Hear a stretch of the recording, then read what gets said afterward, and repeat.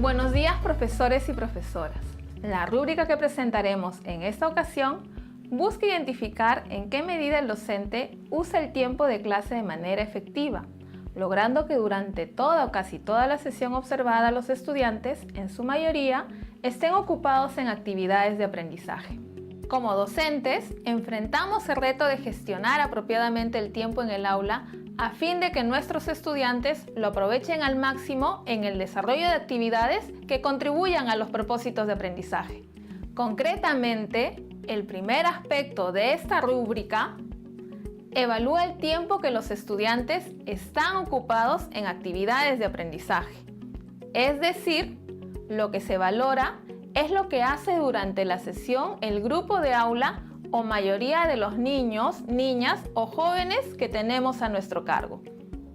De forma complementaria, el segundo aspecto de la rúbrica evalúa la fluidez con la que el docente maneja las transiciones, las interrupciones y las acciones accesorias durante la sesión observada. ¿Pero a qué nos referimos con estas nociones?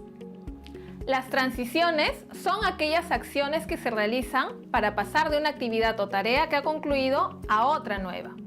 Por ejemplo, guardar o sacar materiales, organizar el mobiliario, etc.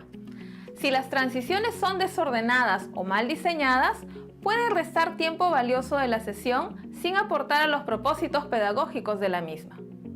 Por ejemplo, en una clase, la maestra decide repartir el material necesario para la siguiente actividad o situación de aprendizaje, llamando uno a cada niño para que se acerque a su escritorio y lo recoja mientras los demás niños esperan su turno sin hacer nada.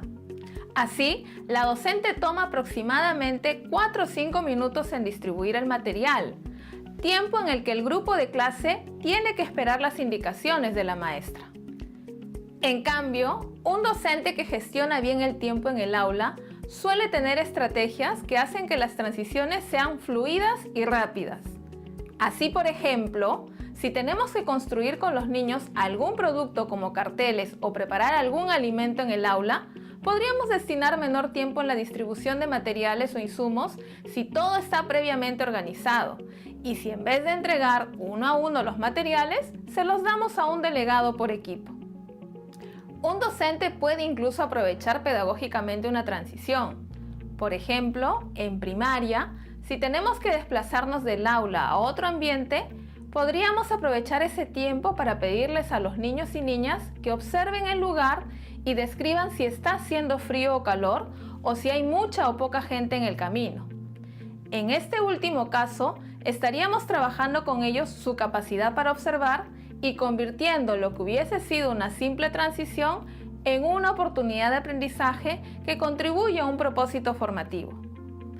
Esto es particularmente relevante en el nivel inicial, donde las transiciones, si son realizadas por los niños y niñas, con frecuencia se convierten en actividades de aprendizaje porque fomentan el desarrollo de su autonomía y, por tanto, tienen valor formativo. Por ejemplo, la profesora pide a los niños que para la siguiente actividad tomen del estante los colores que van a emplear para realizar el dibujo o que luego de concluir su trabajo, antes de pasar a la siguiente actividad, se organicen en grupos de 3 niños y niñas. Diferente es si los niños y niñas de inicial deben esperar a que la profesora les alcance los materiales o acomode a sus compañeros sin hacer nada mientras tanto. En este caso, si la mayoría del grupo debe esperar por un periodo extenso de tiempo, se aprecia una transición poco eficiente que afecta el tiempo de aprendizaje. Por otra parte, las interrupciones son acciones o eventos que rompen la secuencia o continuidad de la actividad de aprendizaje y como tales deben ser gestionadas de manera eficiente por el docente para que no afecten el tiempo de aprendizaje de los niños.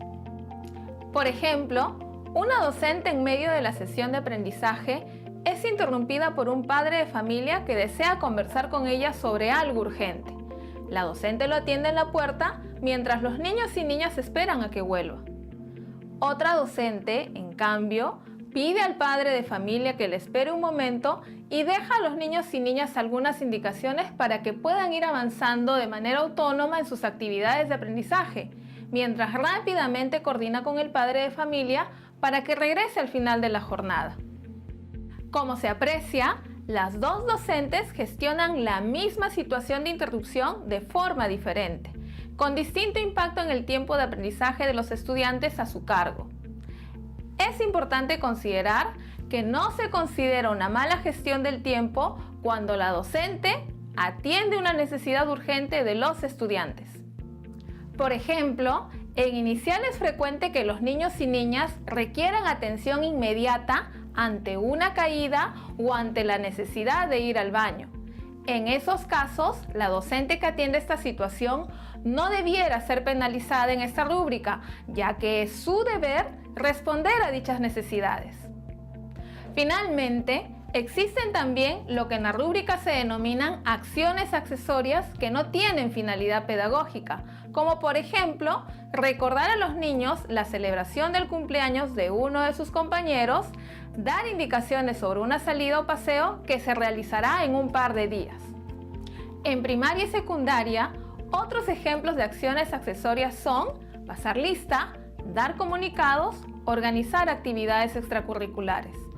Estas actividades accesorias no debieran tomar un tiempo importante de la sesión, puesto que no contribuyen significativamente al logro de los propósitos pedagógicos. En suma, el tiempo destinado al aprendizaje en el aula mejora cuando las transiciones son fluidas y las interrupciones o actividades accesorias se gestionan de manera eficiente.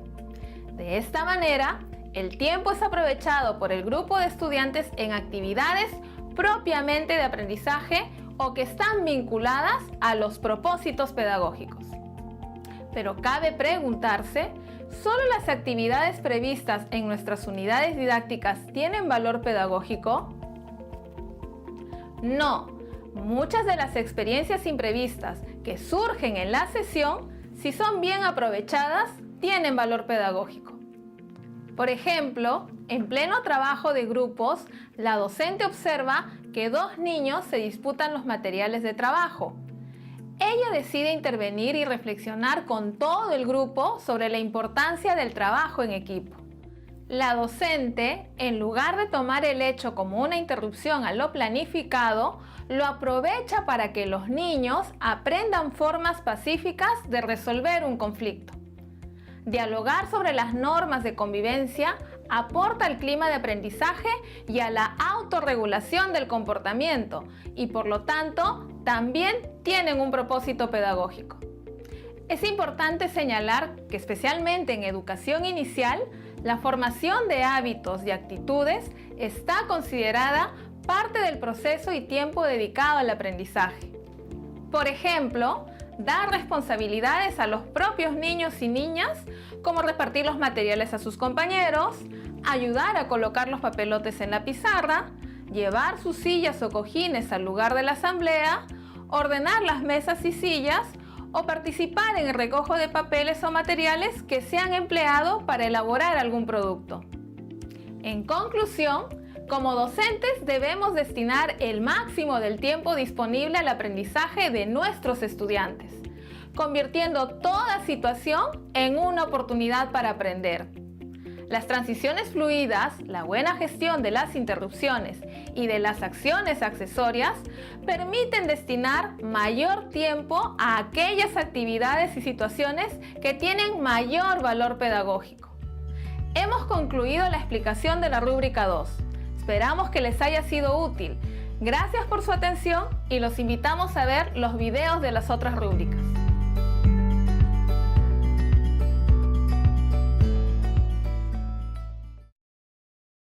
Gobierno del Perú, trabajando para todos los peruanos.